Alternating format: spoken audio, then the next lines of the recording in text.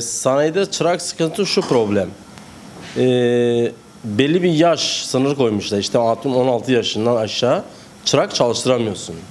Çocuk haliyle bir şey öğretemezsin. Yani adam 16 yaşından sonra geliyor bu sanayiye.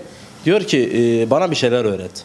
Ben ona diyorum şu tornavida açtım. Bir sefer diyorum götür şuraya ya da getir bana. İkinci sefer getiremiyor bana. Çünkü zoruna gidiyor adam. Ya belli bir yaş olmuş artık şey yapamıyor, bir şey anlatamıyorsun adama. Bu yaşı daha indirseler işte 12-13 yaşına yapsalar bu çocuğa bir şey öğretebilirsin, rahat bir şekilde kafa alır. Ya da 16 yaşından sonra bir şey anlatamıyorsun adama. Bir şey öğrenmiyor, kafa almıyor. Çünkü sabah hemen geleyim ben biraz çalışayım, akşam paramı alayım gideyim başka işlerimi. Çünkü kafayı vermiyor bu işe. Bu iş gittikçe daha da yaş sınırları yükselmiş, kimse çalışmıyor. Çalışan adam da asgari ücretten o yaştan adamı kurtarmıyor. Atıyorum adam bir miktar para alacak, evini geçindirecek, her şey yapacak. Çırak bir işi bilmeyince ben nasıl para vereceğim ona? Bana bir iş yapacak ki ben de ona yeterince ücret vereyim ben ona. Yani yaş sınırları aşağı çekseler çalışma yaş sınırlarında ancak o iş belki tutturabilir. Mesela çırak yeniden sanayi canlanır, yeniden bir şeyler olur.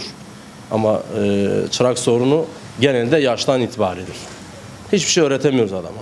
Ne desen adam yapmıyor, karşılığını alamıyorsun. Bir şey bugün öğretiyorsun, yarın geliyor. Çünkü adamın kafası işte değil. Herkesin kafası şeyde, geçim derdinde. Geçim derdinde bana yapılan bir iş karşılığını almazsa o geçim derdinde şey yapamaz, kurtaramaz işini. Tabii herkes rahat paranın peşindedir, rahat kazanç peşindedir. Son zamanlarda işte bazı sosyal sanal paranın peşinde. Onun için de kimse zorluklarla, ter ataraktan veya yağlanarak ve kirlenerek de harçın içinde, inşaatta, şunda bunda çalışmak istemiyor. Ne kadar rahat para kazanayım. Herkes onun derdindedir. Çünkü hep duyumlardan, sosyal medyalardan bir şeyler görünce tabii işte kimse gelip de adam gelse burada çalışsa sabah akşam işte çırak yetiştirmişiz.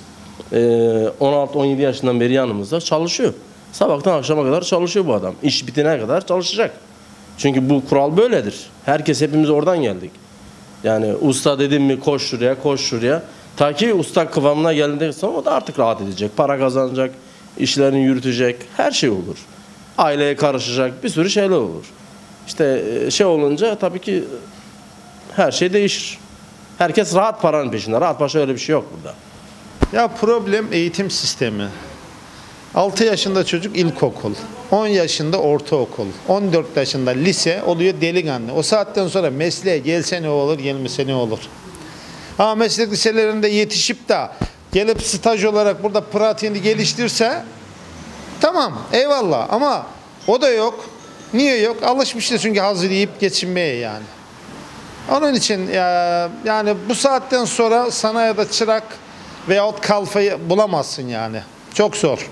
Geleceği gene eğitim sisteminden geçiyor. Yani bu meslek liseleri diyelim, meslek okulları diyelim. Bunlar daha detaylı bir şekilde eğitim vermesi lazım. Yani geliştirmesi lazım. Mesela yetkili servislerde veya tamirhanelerde gelip eğitim görmesi lazım. Ki pratik tamam teorikte orada bir şeyler öğreniyor ama pratiğe geliyor bir şey beceremiyor. Beceremediği için ne oluyor? Haliyle sınıfta kalıyor. Yani ona güvenip de iş vermen için elinden iş gelmesi gerekiyor. Gelmedi mi sen onun yaptığı işi kontrol ettikten sonra onda bir anlamı yok. Yetişmiyor yani kısacası yetişmiyor. Vallahi bu saatten sonra da ben zannetmiyorum. Yani sanayileri bir 10 sene 15 sene ondan sonra biter diyorum. 3 senedir burada çalışıyorum babamın dükkanı. Hani eleman çırak bulamadığımız için okulu bırakıp burada çalışıyorum. İşçi bulamadığımız için eleman kalfa ya da çırak olsun, usta olsun son zamanlarda pek bulunmuyor artık. Hani herkes okuyanların çoğu masa başı bir iş istiyor ama bulamadıkları için de ortalıkta boş geziyorlar. Sanayiler bomboş, hiçbir usta kalmadı artık. Herkes masa başı iş isterken geride kalanları unutuyorlar. Bütün sanayi boş, bütün ustaların hepsi yaşlandı ama genç usta kalmadı. Öyle pişkin olsun ha. Yapmasın da pişsin.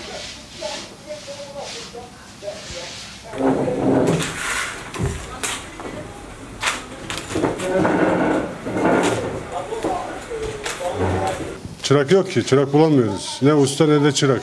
Hiçbirisi yok. 2 yıldır usta arıyorum, bulamıyorum. Bulamıyoruz, yok iş yok diyorlar ama biz usta bulamıyoruz. Her tarafa aradım.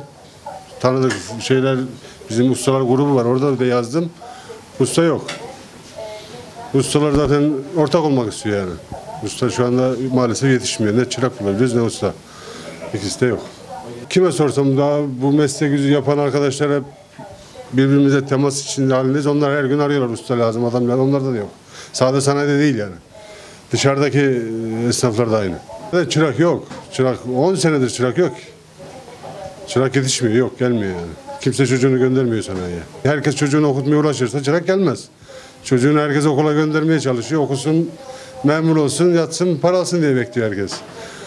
Onun için çırak bırak gelmez yani. Ancak aileler yönlendirmesi lazım çocuklarını ki yetişsin. Başka türlü zor.